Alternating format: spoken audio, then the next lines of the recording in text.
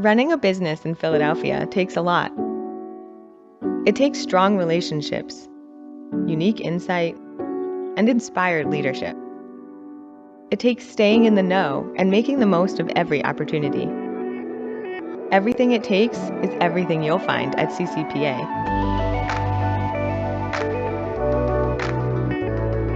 A resource for business support, a chance to hear from experts in their field and get up close and personal with city leaders. An insider's guide to what's happening and what's next in Philadelphia.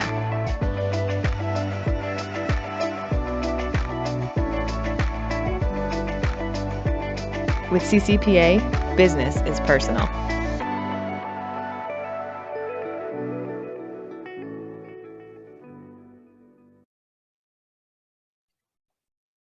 Good afternoon, and thank you for coming today. It's great to see all of you here today. My name is Taz Sadukin, and I am a CCPA board member and the chair of the membership committee, and I'm also the co-founder of a company called Centricity, where we help B2B consultants go from hustling for every sale to having a flow of prospects knocking on their door. So I hope that everyone is doing well and staying healthy and enjoying this, I don't want to say summer heat, gorgeous weather today, at least. It's not so soupy, but they are staying cool because I know it's been a little humid. At least my hair knows that it's been a little humid, that's for sure. I want to take a few minutes before we get started to tell you a little bit about CCPA. We are a very intimate and diverse group of business owners, executives, managers, and we're all looking to build the relationships and offer each other meaningful resources. And as an organization, we really do take a lot of pride in bringing all of you unparalleled access to speakers. Was really enjoying the brief conversation we were having with John before we got started, to decision makers and leaders who are shaping Center City. We also keep our members and guests informed about the business challenges and opportunities like we've just experienced over the last year in Philadelphia. So becoming a member or a sponsor or collaborating with CCPA comes with many, many benefits. And we think it's really easiest to remember as being Center City Smart. So Center City Smart, we have signature events, which allows you to get the inside scoop on the development, sustainability, and exceptional women leaders, the city's movers and shakers, as you will. A lot of marketing opportunities that are available only to members and sponsors, enabling you to reach thousands of businesses and consumers. Access to our speakers and panelists in a way that few organizations can deliver, through up close and intimate and personal experiences. You can reimagine your employee benefits, which are available to the members through Penworth Financial Services. And finally, take the lead with opportunities to build your network, grow your business, and become a CCPA ambassador. So if you would like to join today, which I hope you will consider, Ben is going to post the link in the chat. So you can just click on it and become a member. It's very, very simple. Also, please mark your calendars for some of our very fantastic upcoming events, which are now posted on the screen. A special call out to our next lunch with the city leaders with Gregory Devens, President and CEO of Independence Health Group, on August 3rd. And exciting news, we're partnering with the Pyramid Club for our very first in-person event on August 11th. Yay! Can't wait to see some of you guys, actually hug you. Well, maybe not hug you, but at least see you face to face. For today's event, we encourage you to use the chat to ask questions or comment and connect with each other. There is a link to today's program in the chat that Ben has posted, so you can follow along. And finally, I'd like to acknowledge CCPA sustaining sponsor and our preferred benefits provider, Michael Craig of Penworth Financial Services. And Lunch with the City Leaders is only made possible by Citizens Bank and our sponsors, Arsenal Media Works, Community College of Philadelphia, Friedman LLP, KYW News Radio, Lev Lane, Post Brothers, and Visit Philadelphia. And now, without further ado, to say a few words and introduce our speaker, please welcome fellow board member, event sponsor, and president CEO of Lev Lane David Lane. Thank you, Taz. Appreciate that. Very nicely done.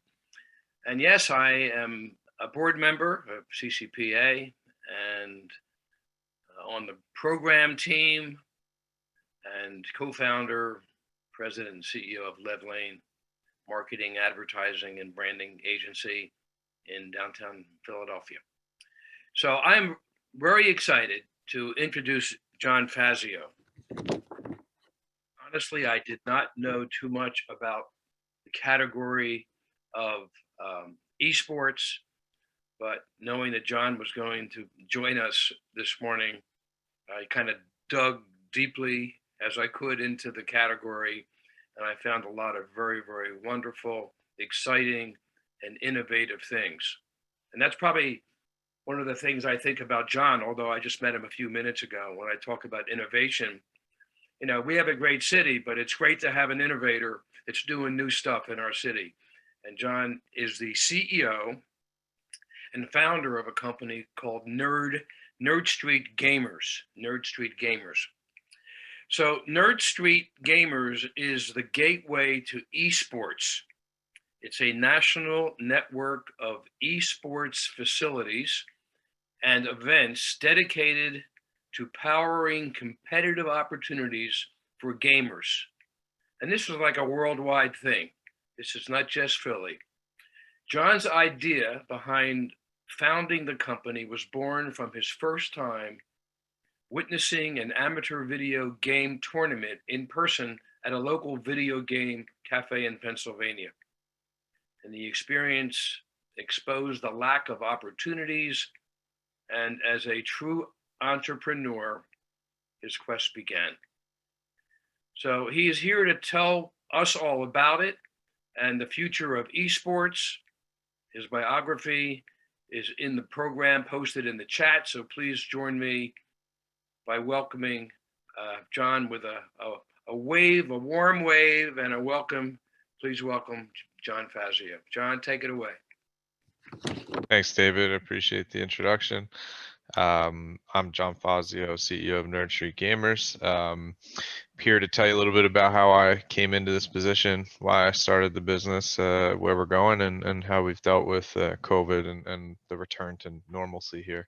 So this is a business that I actually wrote the business plan back in 2004 and thought I could build a national network of video game facilities in the early 2000s. And as a naive teenager, I failed to raise the capital to do that, ultimately driving me to start my own business in a bootstrap method of service work and turned into one of Philadelphia's larger software engineering companies, Jarvis Innovations.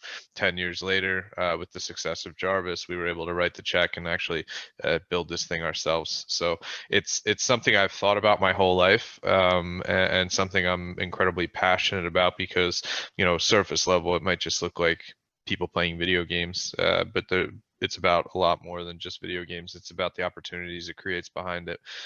For me, I grew up as a middle class privileged individual, and I was good at sports, and so I got put into these frameworks that sent you around the country and trained you to be better and prepared you for college, and I also happened to be really adept at computers, and my father, recognizing that, continued to push me down that path of giving me access to that type of technology, buying me computer manuals, and I had learned to code and at a very young age, and I was a PC gamer nerd, just like any other kid who had access to a computer, probably fell into video games. And so for me, being an athlete and a hardcore PC gamer nerd, I kind of had this dichotomy of friends where they didn't hang out, they didn't really talk to each other, and I got to see a lot of those discrepancies firsthand. But most importantly, what I saw was kids who were playing video games and putting in effort and training and practicing at the same level I was for sports, but here I am with college opportunities getting sent around the world, and they had nothing.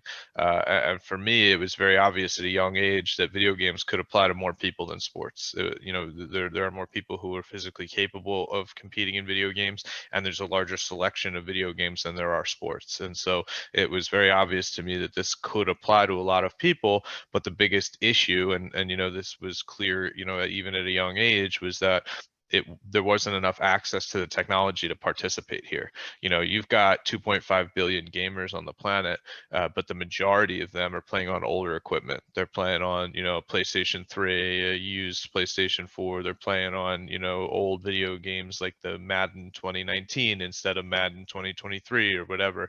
And you can't compete without that relevancy. You know, in sports, if I get newer soccer cleats, it doesn't make me a better soccer player. But with video games and computers, if I have a better computer, I actually have an advantage to you. And so it was obvious to me that if this was something that could apply and help everybody, you needed to find a method to increase the access while still being affordable. At the time, there was internet cafes, and as David mentioned, I worked at one, and you know, when I was in high school.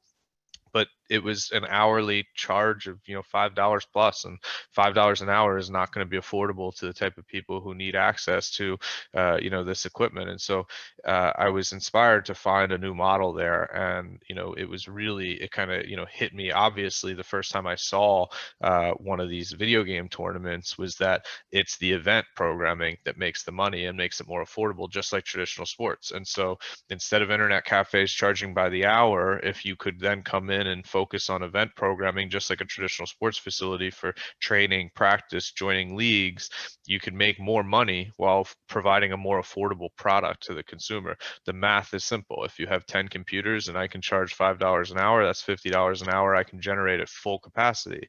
Alternatively, I could run a tournament during that 1 hour and put 100 kids through there for $1, and now I've doubled my revenue. The consumer only paid 25% of the price that they would have paid for the hourly rental. They might not have played the whole time, but they played for 15 minutes. They watched the other players, they socialized, and it became a really great experience where you were able to offer more for less. And so that was really the initial thesis of the business, was if we can focus on events instead of just hourly access, we can make this more affordable. And then once we scale it, we can create a pipeline for both, you know, paths to education and career opportunity that would rival traditional sports. And so we've already, you know, since we've started our business, we've seen, you know, went from 0 colleges to over 300 that now offer scholarships for esports. There's over 2,000 colleges with either a club or varsity program in esports. You know, in Philadelphia alone, there was no high schools with esports when we started. Now there's over 15 that have high school esports teams, and growing by the day. And so what we're seeing across the country is the attention turned towards, hey, video games provide us yet another opportunity, at the young age, to teach communication, camaraderie, teamwork, success and failures, and the things that we learn from sports in a more applicable medium. The more kids are interested in video games, and that's just a reality, and we can provide that same skill set. But then on the tail end, we can send them to college. We can create career opportunities, not just as a professional gamer, but also as, you know, the people who administrate the tournaments, the people who broadcast the tournaments, the people who write the video games. There's a whole ecosystem of careers around it that I believe really provides an opportunity to be one of the largest pathways to success, you know, on our planet, if done correctly. And so the business we've built, you know, when David said we're a gateway, what that means is we build physical facilities that allow people to get access to this industry, that allow them to get access to the equipment they need to participate. And then we have a really involved tech platform on the back end that lets you play from home if you do have the equipment, or lets you, you know, compete digitally or remotely. And so our platform, you know, you go to nurtury.com, you'll find camps, coaching, tournaments, and all sorts of opportunities from across a, you know, a large variety of geos and platforms. And that's our focus, is providing a single start point and getting more people into the industry. And so when COVID hit, obviously, we had to shut down all of our stores, which was a major hit. And for us, what was obvious, you know, in esports, a lot of people think they're video games, they're software. We can scale the competition of these video games with software, but it's just not true. You need people, you need referees, you need people to, you know, administer the tournament, you need coaches. It's a very people-oriented business. And so instead of just, you know, furloughing all of our store staff, what we did was we recreated a digital offering that replicated what we did in person, and all of our store staff became remote workers for online digital tournaments. In 2019, we ran 3 digital tournaments with hundreds of in-person tournaments. In 2020, we ran over 400 online tournaments. And so it was our store staff across the country that, although they weren't running stores anymore, could now produce and run these tournaments at a higher level. That allowed us to continue our scaling, even though all of our venues were closed. We produced, you know, positive revenue growth year over year, thanks to that digital platform offering and a lot of the excitement that the industry got in a COVID world where we were all stuck at home looking for things to watch. But we, you know, knew that we would return eventually, and knew that, you know, it was something that would end. And so we continued investing and building our venues. And now we're finally at a point where we're reopening our live events on the tail of this awesome, you know, digital offering we've created. And, you know, as of about 3 weeks ago, we're fully open with no restrictions across the country. We, you know, have had a really interesting path here. You know, the reality for us with, you know, stores in 6 states is that the regulation and rules were very, very different based on you know, geolocation and area. You know, for instance, in Texas, we were not allowed to even mandate mask wearing. It became illegal to do so. Whereas in Philadelphia, we couldn't even be open without masks. And so it was a very difficult to navigate terrain, as we didn't have a standard. It was a state by state decision. And, you know, as a company, we made our own decisions at a national level. We made employees wear masks until the last mask mandate was dropped. And, you know, our Texas employees may not have been, you know, thrilled about that being the only business doing so, but for us, it was the best we could do in terms of standardization. And then as we came back, you know, now we're looking at a very tiered approach to returning. We're not just returning right back into our massive festivals. The first step was we brought talent back into studios for broadcasts. The second step was we brought teams in person to compete, but without spectators, without crowds. And then towards the end of the summer and the fall, we expect to start to bring crowds back in for our larger events, barring any major, you know, COVID setbacks and restrictions or, you know, new shutdowns. And so we're in a place where we've been able to launch our summer camps. You know, that was a major in-demand product this year, and, you know, we sold a lot of digital camps, but again, you had to have the equipment to play from home. And you know, in a COVID world, we were reminded that a major swath of our country does not have that access. We found out that, you know, here in Philadelphia, where the Roberts family donated, you know, the laptops to all of the students, we found out that somewhere on just under 50% of them didn't have broadband internet to use the laptops at home, and they were useless and had to go to McDonald's and Starbucks and things like that to get Wi-Fi. Detroit, Los Angeles saw that over 50% of their students didn't have broadband at home for any sort of remote learning. And so there was a very, you know, unequal scenario there, that we were reminded of this, you know, access gap in technology. Now that we've returned to person, we can provide that equipment. All of the people who were, you know, stuck at home without computers, that couldn't participate in remote camps and things like that, can come to our store and can play now.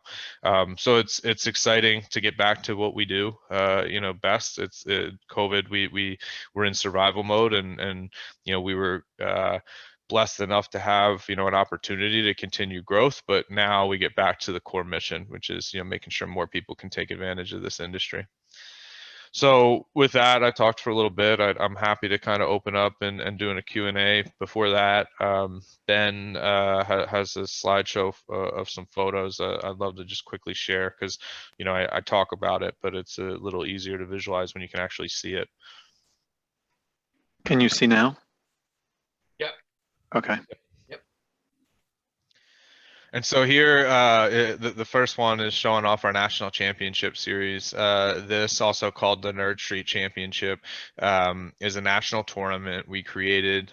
We started running our tournaments actually before we were a company. I mentioned the software company Jarvis that I used to fund this. We were running video game competitions for fun as early as 2013.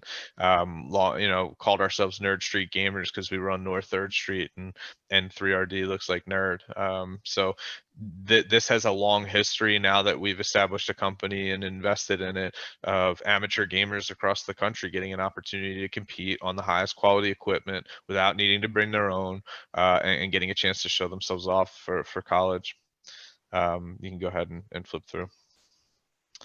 These are some pictures of our sets, and some of the live events and what they look like when we're playing in person. You'll see that the people sitting around on the couch, just like an ESPN broadcast, they're there to commentate on the competition, which you'll see on the left side, is a team sitting up on stage in front of a crowd competing. You can flip one more time, and I've got some pictures of our venues. So bottom right, you'll see our Five Below store. I believe that's in Oceanside. That's our California, our San Diego location. The bottom middle is our St. Louis location. Bottom left looks like our Philly location at Baker Center in North Philadelphia. So it gives you an idea of what our smaller footprint looks like. And then the top two pictures are renderings of what we're building here in Philadelphia at 401 North Broad. We call it the Block. It's the world's first North America's first esports campus. We are taking over the 5th floor for our HQ. On the 2nd floor, we have professional teams, collegiate teams, and groups like Jefferson Health that are taking space to be near the competitions that are on the 1st floor, where there's a massive arena, as you can see in this picture, that seats 1,000 people, and you'll plan your tournaments and see major professional events, while you also might play for your high school team here. That facility is being built at Broad and Cal Hill, and will launch at the end of October. So I just wanted to give everybody a little bit of a visual to actually see what it looks like when we're doing this in person. And with that, I'm happy to open the floor up for questions. I'll start, if I may, John.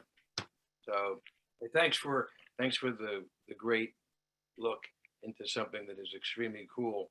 So you have announcers, right, describing the competitions, right? So can you give us an idea of what they say? Like a couple sentences, like I know football, soccer, basketball, I hear the announcers all the time. So what may be a typical announcer comment?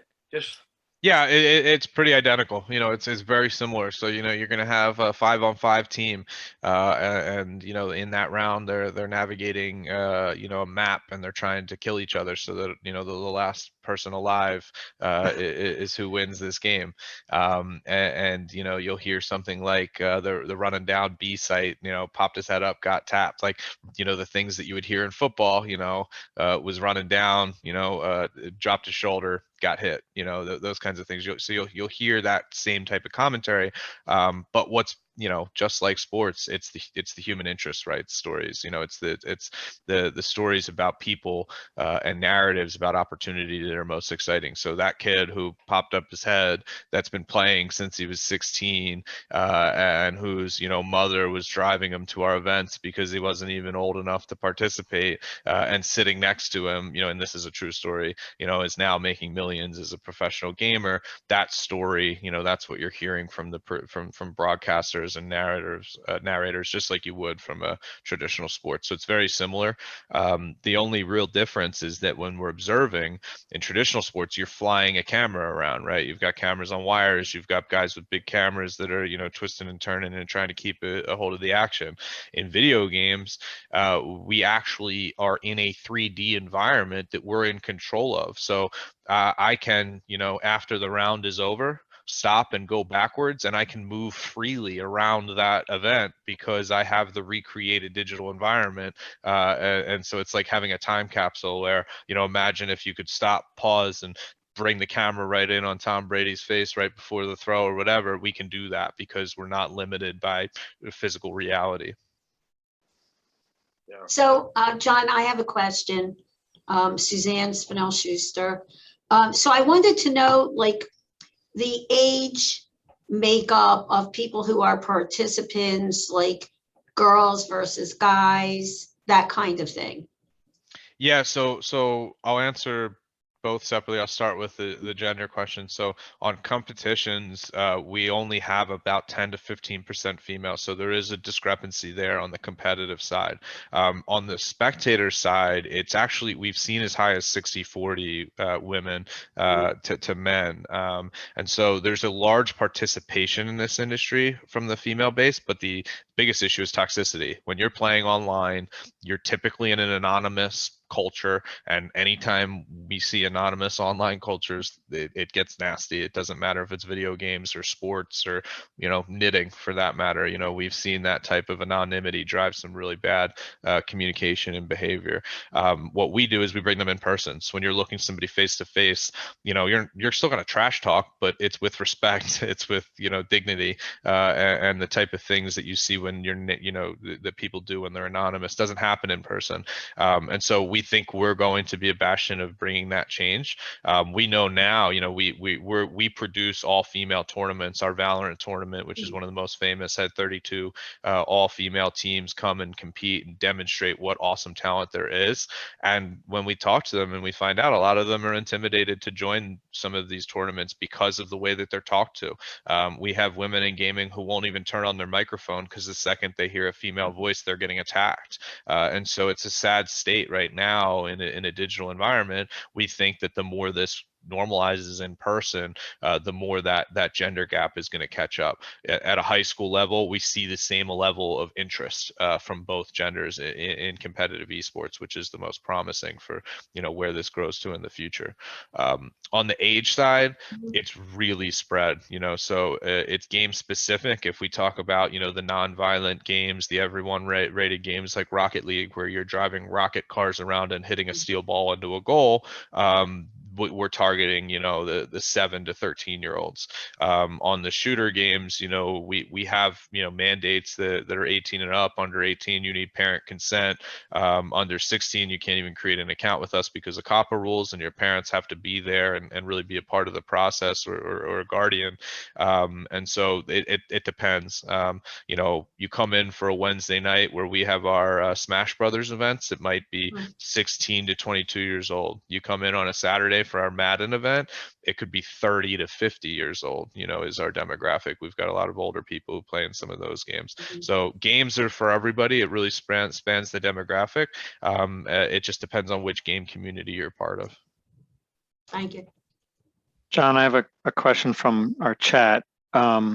Wilma is of the Pac-Man generation and has a question about the school. If you can mention some of the schools in the area that have esports. Yeah, so I believe it's most of the tech charters or the I forget, magnet charters. I forget what the terms are right now, like the Frary Tech, Science Leadership Academy, Building 21, some of those schools. I'm sure that there's very few of the public schools that are non-charter that have access to a computer lab, right? So when we open in Baker Center, you know, in North Philly, we can go to the surrounding area now, and the high schools that wanted to have an esports team but don't have a computer lab can use our facility. And so again, we hope that, you know, our building these facilities actually turns on and increases the number of schools that can offer this. How many people work for Nerd Street? Just over 100 full-time employees, probably almost double that when you include or it's probably about 150 when you include part-time store staff across the country. Okay. And are broadcast networks interested in this to bring it to a national audience? Is there any, I know you've had some involvement with Comcast, but how do the broadcast guys feel about this category and possibly infringing on some of their viewers? Sure. So there's a combination of, you know, factors here. For one, we do sell to linear broadcast networks. We've sold to ESPN, we've sold to NBC. We have a TV show with NBC Sports Philly that's in its 3rd season now. Our first season was nominated for 2 Emmys and won an Emmy. The Emmy that we won was for an episode about how video games helped a estranged father and his son reconnect. And you know what we do with those TV shows is we focus on the parent generation. You know, those are it's not esports for kids, it's esports for the parents to see how awesome this industry is, and you know what it looks like when you go to college for esports, or what it looks like when you know your kid is making a decision that they want to play esports instead of traditional sports. For a lot of parents, it can be scary. It's new. It's not, you know, something that's normalized and understood. The first thought is, well, I liked that my kids were active. Now they're going to be sitting in a chair all day. And so we run all of these episodes about, you know, health and how the more fit gamers play better, and actually, you know, health and fitness become a major component of gaming at a top level. So we have sold to NBC with a lot of success. We produced a celebrity Madden tournament that had Snoop Dogg and NFL players, and we sold that to ESPN. So they are very hungry for this content. But on the flip side, we have what's called Twitch, and Twitch is, you know, similar to YouTube, where it's a streaming service, but it's live streaming where we're able to broadcast. Right now, I could just, you know, I could stream this on Twitch right now. And with Twitch, we've had so much success that it's actually more lucrative for us than linear TV in a lot of ways. To give you an idea, you know, we ran a StarCraft tournament in a North Philly warehouse that had like 130 people come, and 40,000 people across the world watched it. Our last Valorant event, which we've now run, you know, about 75% of the weekends this year, our average tournament is almost double the viewership of a Flyers game. We were doing, you know, playoff Sixers level viewership for our competitive video game on Twitch. So I'm able to monetize that at a level that we're not going to get right now with linear, because they haven't yet, there isn't like the demographic that watches esports is watching on Twitch, not linear TV. So the answer is yes, they're hungry for it. Yes, we sell to them. I think as linear and digital merge, you know, as there stops being set-top boxes and it's just an app you download on your TV and it's just another streaming service, as those worlds bridge, I think so will the content distribution. Can you buy advertising on Twitch? Yeah, that's where we make our money. So, and anybody can go in and pay Twitch to advertise, or they can pay us for our in-set stuff. So, you know, Twitch might pay us for a commercial they're running during our match, just like NBC would pay the NFL for something that they're running. But then the NFL also has ads on the field. We also have ads in our studio and behind the caster desks and in game and things like that. So just like sports, you've got a tiered layer of monetization. Hi, John. Go ahead. Sorry, go ahead. Oh, thanks. Hi, John. My name is Pauline Jen. Thank you so much for doing this. Super interesting business. I grew up on StarCraft and Brood War, so I get it. So with the growth of esports internationally and huge interest in sports betting, do you see Nerd Street heading down that direction? Well, first off, I've been playing StarCraft since Christmas '98 when it came out, so I'm with you. Like 20 something years I've been playing that game. It's one of my favorites, and one of our biggest too. In terms of sports betting, I think it's going to be incredibly lucrative, but it's a very, very touchy line for us because of how youth oriented we are. You know, we have such a massive demographic of kids coming in that are under 21. However, we're not novel, we're not unique in that, you know, we now have sports facilities dealing with the same thing, where they want, you know, the ability to have sports books turn on after the kids leave, or, you know, during the weekend and things like that. So we haven't entered into the space, we've stayed completely clear of it. But with that said, it's had a major impact on us because there's more capital flowing. You've got all the sports book, you know, capital flowing into this industry, trying to fund the competitions that they can then, you know, put in their book and bet on, and that's had a you know, a huge ancillary amplification effect for us. I do think that in the near future, our larger facilities like our Los Angeles facility and our Philadelphia facility on Broad Street will find a way to integrate sports books, but you know, it's going to be the type of thing that only turns on for certain pro events, and when we're running camps, it's, you know, black and things like that. So we'll figure that out as it goes. It's been a huge boost for the industry, but definitely sensitive given the age demographic that we have.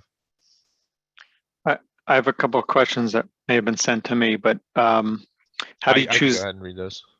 Okay, I think this one may not be in there. How do you choose the games? Do you have relationships with certain game developers? Sure. So we choose the games based on our communities. So when we have a community, in Philadelphia that loves Madden, and then in Dallas they love 2K, we're going to pick accordingly. So what we do is really just follow the trends. The best way to see what's popular is to go to Twitch and to browse the streams by popularity, just simply who's watching what, and that you can get a really good idea of what games are at the top of that list and are popular. Fortnite was the most popular. It was everything in 2019. Nobody wanted to talk about anything but Fortnite. These days, we're not even running Fortnite events because they haven't been as popular. So, games, unlike sports, come and go a little bit faster. Because the game publishers have diversified assets, one publisher might own 6 or 7 games that are in esports, whereas the NBA only owns their basketball segment. If the NBA had 15 different sports, they might be a little bit more flexible with them, but they don't. So we see that from game publishers, and we really just stay with what's popular. Happy to go some of the other questions. Sure, go ahead. Was asked, Chris DeBrun said, can you talk about the limits and opportunities and what games we provide, and is our growth in physical sites going to include franchising, or is it all in-house? So I just mentioned about the games we choose. In terms of limits, much like COVID, it's a political landscape. So in most high schools in America and California and Philadelphia, they want nothing to do with shooters, right? Like, we can't have that in schools. We don't want that association with violence.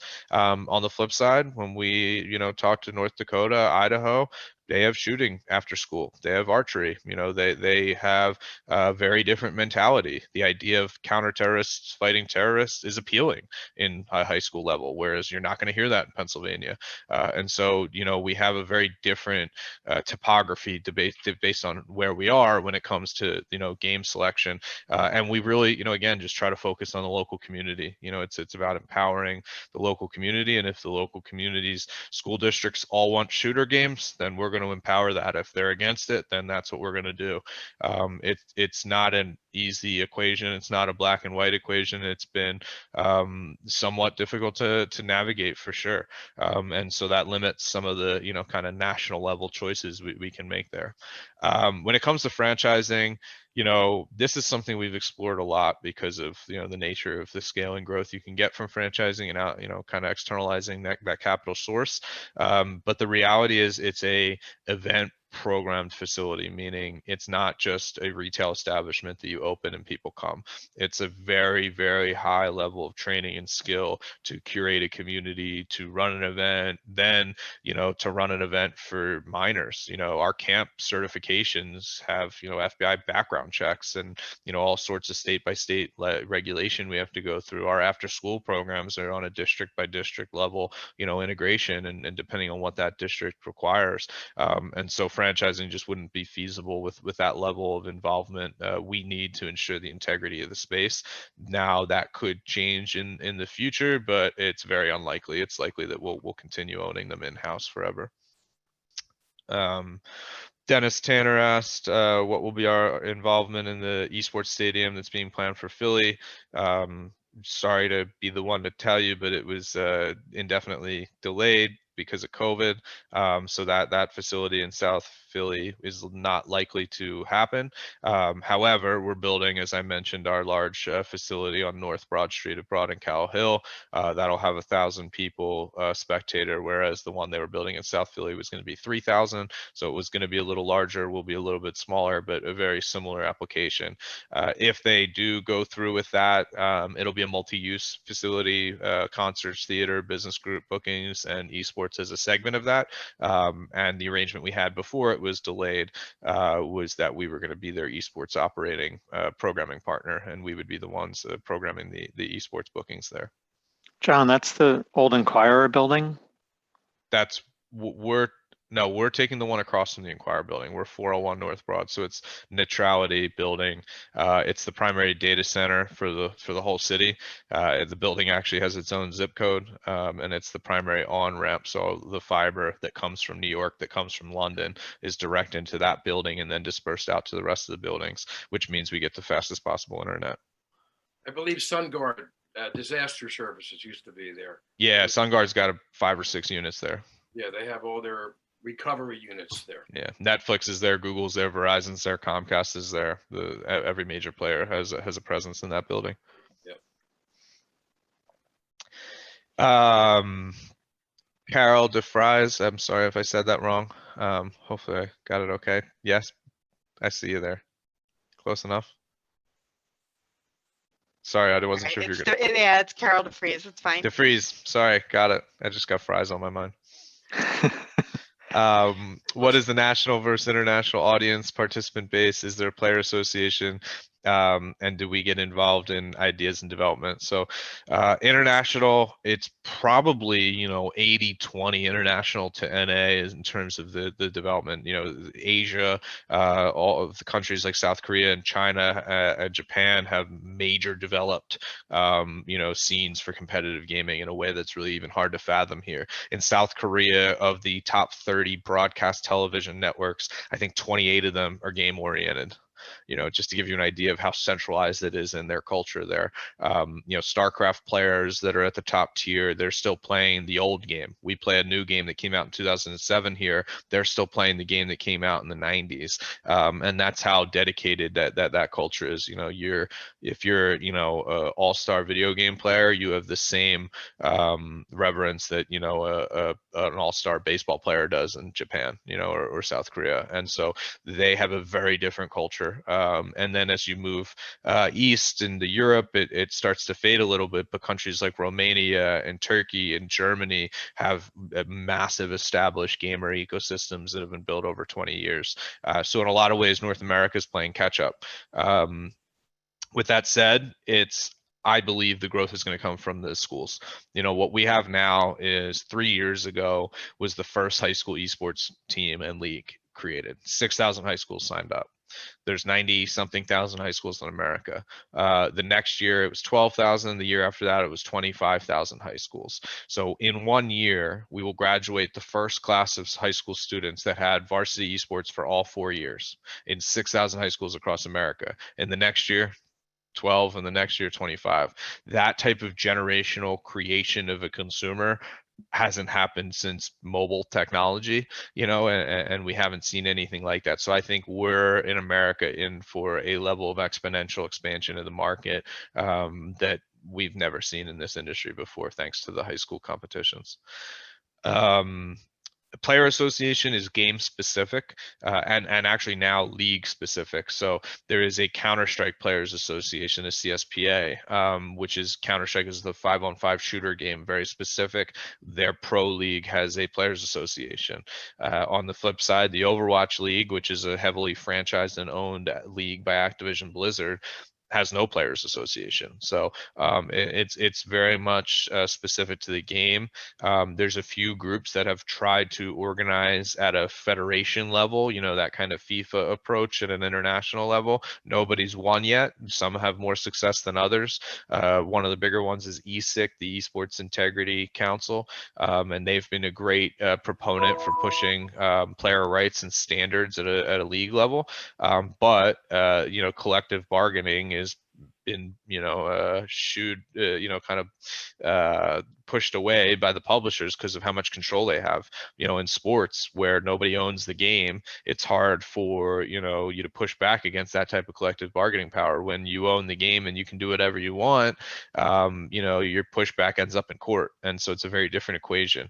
I hope to see collective bargaining and players associations come out to protect the players, because like in any emerging industry, you're going to see the lower layers get exploited and they need protection. So answer is not yet. Hopefully one of these players wins as we get to scale. In terms of game development, we haven't done anything yet. I'll be honest with you, it is a long-term goal of ours at scale, with enough people on our platform that maybe we could create something. However, right now the game publishers are our biggest clients, and we don't want to compete with them. And so, building something that they would find threatening or the need to be defensible against could be a problem for us. So we've shied away from that. With that said, we're definitely part of the feedback process. When it comes to what features can be included that might help a game. I can't say we've had a ton of success there, but they get our ideas, and a handful of them have been incorporated.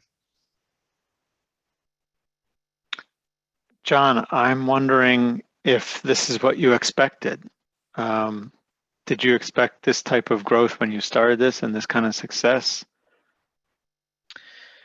Well, really quickly, I'll answer Carol's follow-up question there. The feedback, no, it's not monetized in any way right now. So Ben, to answer your question, I'm a very ambitious person, and I have expectations of myself that are much larger than where we're at. So, while this success is awesome, we're a year and a half behind where I wanted to be because of COVID. So yes, I guess I did expect it in some way, because that's the nature of my personality, to expect the best for myself. But with that said, I'm actually surprised it took so long. So in 2004 and 5, TBS and DirecTV were broadcasting competitive. We didn't even call it esports back then. It was just competitive video games. We were broadcasting video games on TV, and people were saying this is the next thing. It's the new X Games. It's going to be here. 2008 hits. We get a liquidity flush. Capital pulls out. Advertisers pull out. The whole industry fell on its face. So I expected us to be where we are now, 12 years ago, frankly. I have a question.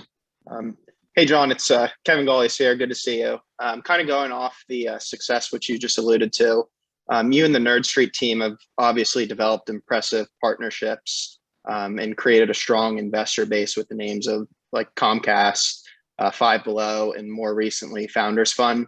I'd be curious to hear, what that accomplishment, means to you, and just the overall tech scene in Philly, and how the first few months has gone, working with Founders Fund. It's funny. It reminds me of my high school soccer career. I was number 36 in the country in terms of recruits. And so you'd think at most high schools I'd be the best, except number 2 went to my high school. And so I never got to be the best ever. I was always second best to Josh, who ended up playing soccer at Duke. And so Founders Fund, you'd think it'd be the greatest thing for Philly venture ever, except that GoPuff happened to do $1 billion deal with SoftBank a few months before us, and so we're in their shadows in some ways. But I'm very happy for them, and I know Raphael and their team have worked incredibly hard, and I think it's an awesome proof point for the city, and I hope it continues to motivate our entrepreneurs here. So yes, I think it's a great move, but Philly's doing just fine without us right now, and so I'm proud of that. As somebody who lives here, but for me personally, Founders Fund was my ultimate choice. They were my number one. They're the LeBron of VC, and there's nobody else that's at their level. So when I reached out to them, I thought it was very low probability that they would be interested, but they were, and they jumped very quickly. Working with them has been awesome. Some of the most elite operators in the world, some of the most innovative minds I've worked with.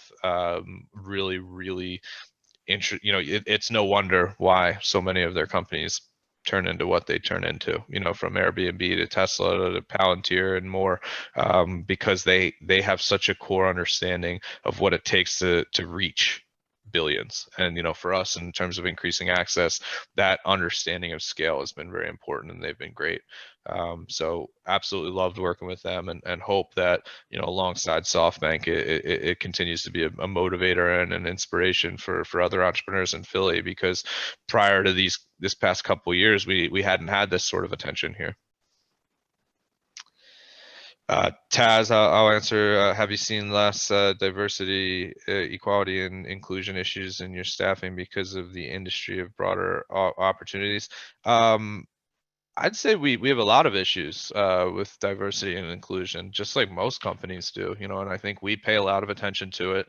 I like to think that we're more aware than most organizations, and the people ops team that I've hired, has a specific mandate to focus on diversity of where our talent's coming from, right? And it's very easy when you're growing a business super fast to just hire who you know. I just hired a very experienced vice president who joined the team, came in and said, I've got these 5 people I need to bring in. I know they can help me move fast. And, when you want to build a company fast, that's what makes sense. However, at the same time, there's absolutely no diversity there. That's now 6 people that are all of the same exact background and thought process. And so we had to stop and say, I understand why you want them. Maybe take one of them. And for the other 4, let's go to market through our diverse channels to make sure that we're evaluating as many possible people and as many possible backgrounds as we can for this position. It slows us down. It's harder, but it's necessary. And I think you get a better, outcome because of that. Probably the earliest wake up call for me, and, we're somebody who's, I believe, principally been involved in this since I ran my company Jarvis. Our biggest involvement there was the Urban Technology Project and Communities in Schools Philadelphia, where we would help train students in high school who then got a career either working for the school district or our company directly. And we hired 6 students directly out of high school who came and worked for Jarvis, and probably another 3 dozen that went to work for the school district over the 10 years we worked with them. And so that type of kind of work affected how I approached Nerd Street. And for me, one of the earliest wake up calls was we were running summer camps, and the whole program was built not only by a lack of diversity in background, but also a bunch of 26-year-olds.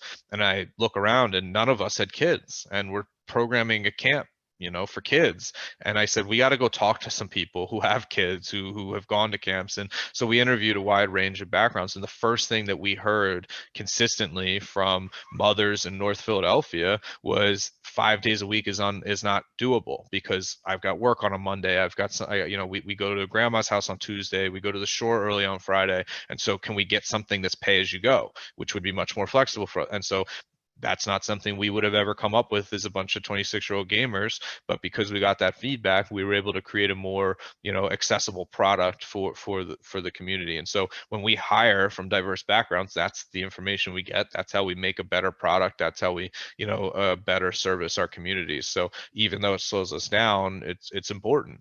I'd say we're probably always coming up short of, my personal goals, but I do think that we've built, at least for Philly tech, and at least for tech in general, more diverse than average, but still not as good as I'd like it to be. Do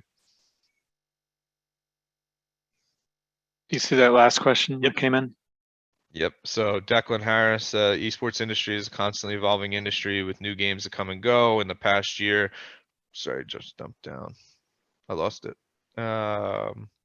In the past year, within the year of its release, you have partnered with Riot Games to broadcast Valorant Champions. How do you keep up with the new releases in their esports scene? And how does Nerd Street partake in the tournament atmosphere? I know that Nerd Street helped run Fragadelphia and Cheeseadelphia. What other activities do you do besides camps? So a lot there.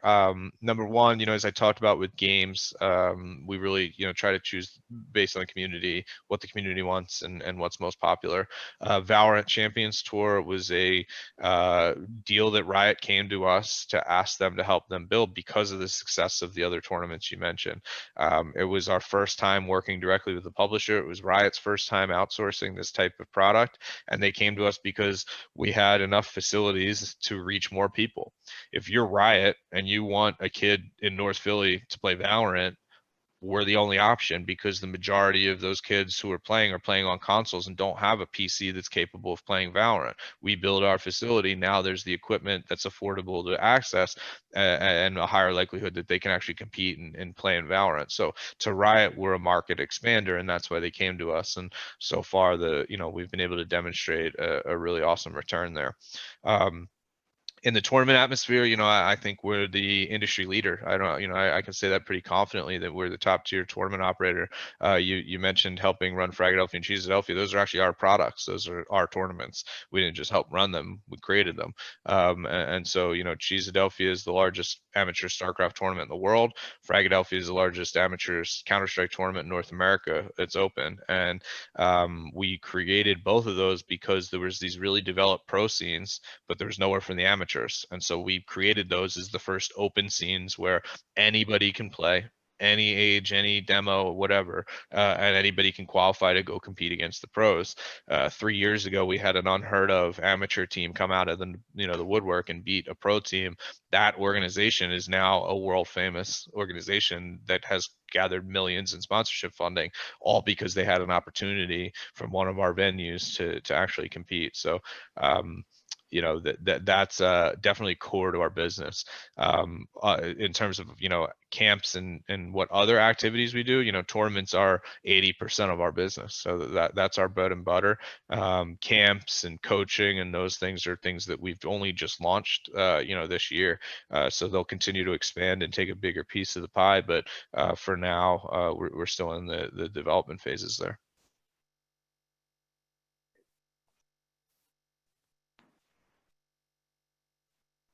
Any other questions anybody want to put out there? I'll just say this was an amazing education. Really. Football. Fascinating. Glad to I'm hear glad it. Yeah. your dad did not pull the games away from you when you were on your computer as a kid. First video game I ever played was with my dad, and it was NHL '93. He had his own Sega, and we were playing '93, and he taught me to play video games. And then when it came, he was always about balance. If I were sitting on my computer all night, that would have been a problem. But I went to soccer practice, then I went and sat on the computer.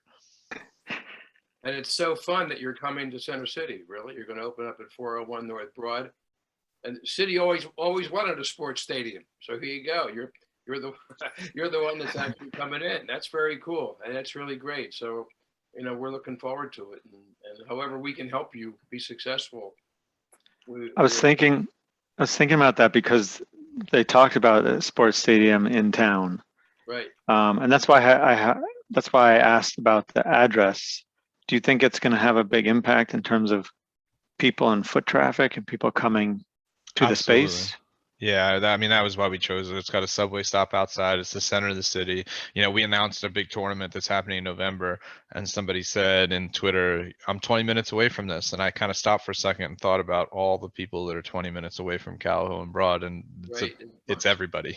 And so that was really exciting. Turned out, he was from the Cheltenham area, Olney area, and so that straight shot down Broad Street to avoid the 95 corridor is very nice for a lot of those suburbs and areas. And then all the inner city neighborhoods and high schools are a bus stop and a subway stop away. Yeah, great.